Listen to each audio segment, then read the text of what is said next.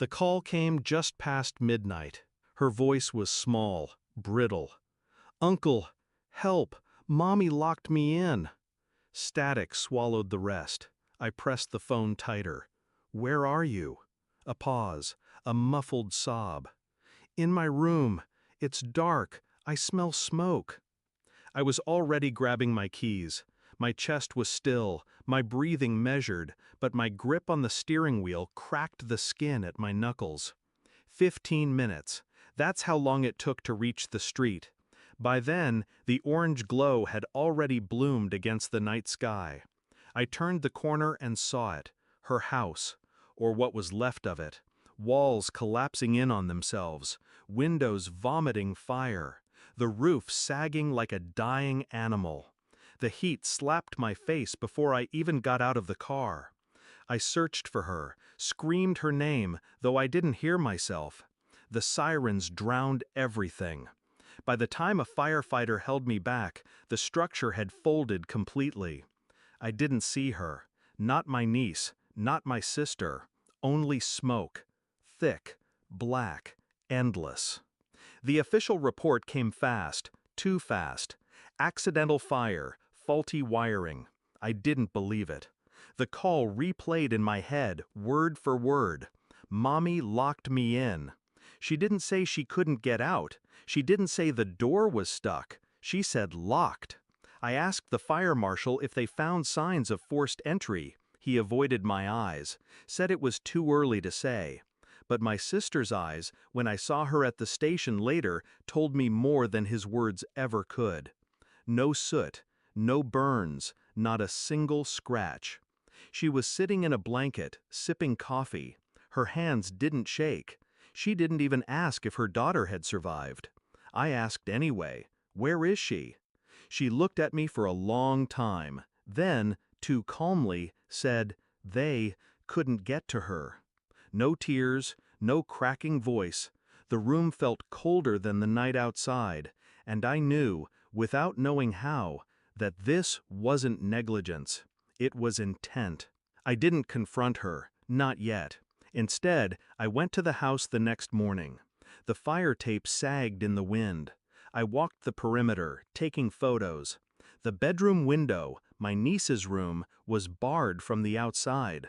Not decorative bars, reinforced steel, freshly welded. A lock plate was fused over the latch, new, shiny, untouched by rust. My phone vibrated. Insurance adjuster. I ignored it.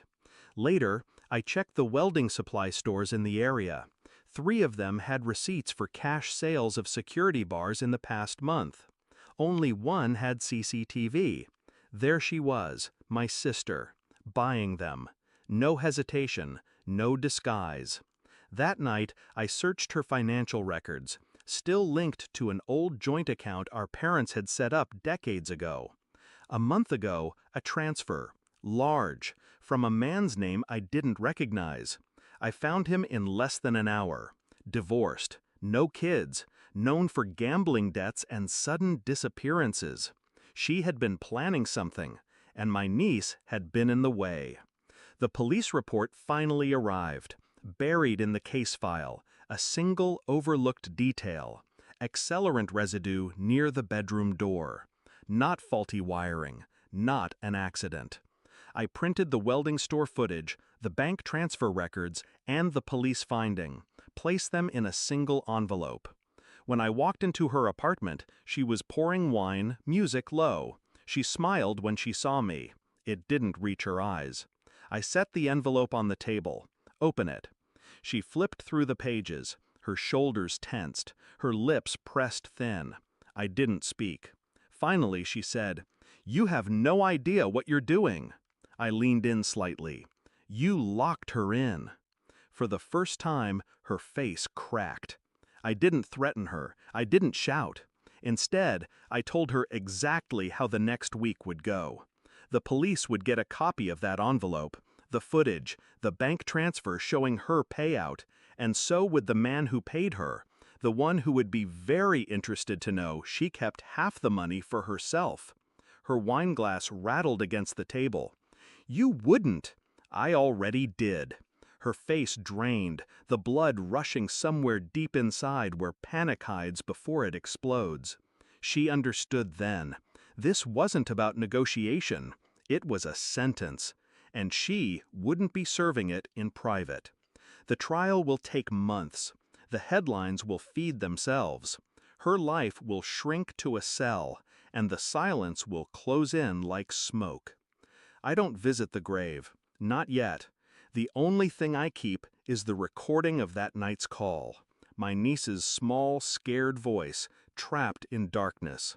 I listen to it once, then I delete it. Some things you don't keep. You carry them, and you make sure they burn the right people next time.